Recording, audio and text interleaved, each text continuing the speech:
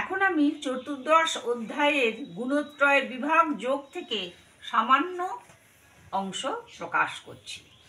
এখানে বলছেন পরং ভুয়ো প্রবক্ষ্যামি জ্ঞানানাং জ্ঞান মুত্তমম যৎ জ্ঞাত্বা মুনয় সর্বে পরাং সিদ্ধিমিতো গতা। এখানে গুণত্রয় বিভাগ যোগের একটা বিরাট বিশেষত্ব হচ্ছে গুণ কত রকম, একটা মানুষের গুণ কত রকম হতে পারে। সেটা হচ্ছে একটা মানুষের গুণ হতে পারে সত্য রজতম, 3 প্রকার গুণ, 3 প্রকার দান, 3 প্রকার কর্ম, 3 প্রকার খাদ্য, 3 প্রকার চলা বলা কথা বলা, সবই 3 প্রকার।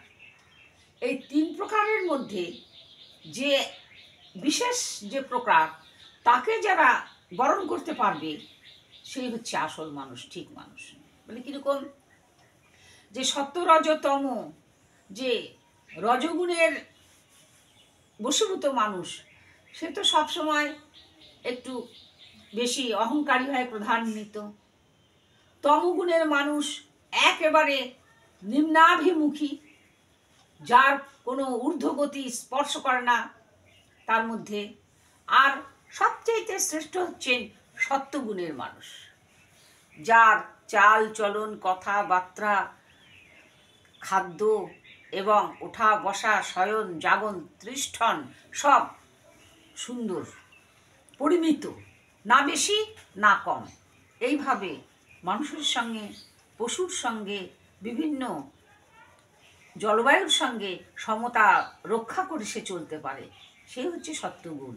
যার ভেতরে অনন্ত গুণ আছে, ক্ষমা গুণ, এইরকম যার ভাব সবসময় বিনয়ী ভাব, নম্র, এবং কর্মে তার উদ্যম, কাজে দক্ষতা, আর বলায় যিনি শ্রেষ্ঠ, যিনি ঈশ্বরের সঙ্গে যুক্ত হয়েছেন। এইরকম একটা কথা কি, যে ঈশ্বর বলছেন যে সবসময় তার সঙ্গেই তার কথা বলতে হবে, তার সঙ্গে যুক্ত থাকতে হবে, তার কর্ম করতে হবে, এটা ঠিক কথা। কিন্তু মানুষের একটা প্রশ্ন থাকতে পারে যে আমি কি তাহলে সংসার করব না? সংসারের স্ত্রী পুত্র কন্যা আত্মীয় পরিজন দাস দাসী এদের সঙ্গে কথা বলবো না, এদের সঙ্গে চলবো না, তাহলে আমার সংসার যে স্থগিত হয়ে যাবে, আমি এই সংসার চালাবো কি করে? শ্রীমদ্ ভাগবত গীতায় শ্রী ভগবান তার উত্তরে বললেন যে কেন, সবই করবে। দুগ্ধ ফেনে বিছানার উপরে শুয়ে থাকবে, প্রভু তো অর্থের মধ্যে থাকবে, শুধু সবই মনঃ কৃষ্ণ পদার বৃন্দয়। তোমার মনটাকে যুক্ত রাখবে ঈশ্বরের সঙ্গে।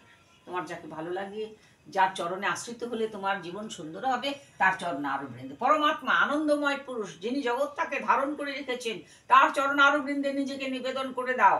দেখো মানুষ, যে তুমি কত সুন্দর হয়েছো, কত শান্তি তুমি পাচ্ছ।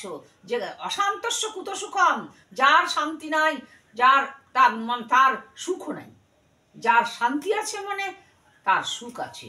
সুখ শান্তি একসঙ্গে অঙ্গাঙ্গিভাবে জড়িত। সেই পরাশান্তি পাবার জন্যে অন্তত আমার সঙ্গে যুক্ত হতে হবে।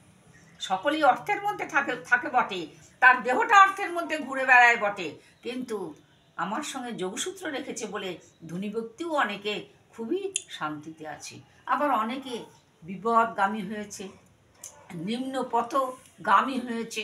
কেন? যে আমার সঙ্গে যুক্ত নাই বলে।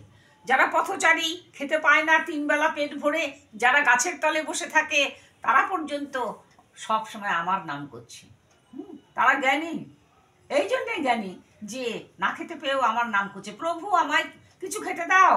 তারা জানে যে মানুষের কাছে চাইলে পরে হয়তো খেতে পাবো না, কিন্তু প্রভুর কাছে চাইলে আমি খেতে পাবো। তাই তারা এক ডাকে বলে, প্রভু আমাকে 3 বেলা কিছু খেতে দাও। তাহলে প্রভুকে তারা চেনে, জানে, বোঝে, তারা জ্ঞানী।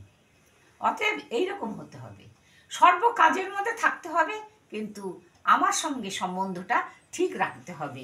তাই তোমাকে বলছি, এই গুণত্রয়ের মধ্যে, 3 গুণের মধ্যে একেবারে তুমি সত্য গুণান্বিত যে ভাব, সেই ভাবটাকে নিজের মধ্যে রূপায়িত করো।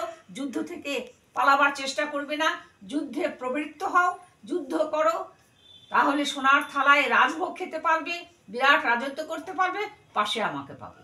যুদ্ধ করো, এটাও সদ্গুণের একটা বিশেষ অংশ। এখানেই আমি এই শ্রীমদ্ ভাগবত গীতার চতুর্থ অধ্যায় গুণত্রয় বিভাগ যোগ তার সারসংক্ষেপ সমাপন করলাম। এখানে আমি শ্রীমদ্ ভাগবত গীতার চতুর্দশ অধ্যায়ের গুণত্রয় বিভাগ যোগ সমাপন করলাম।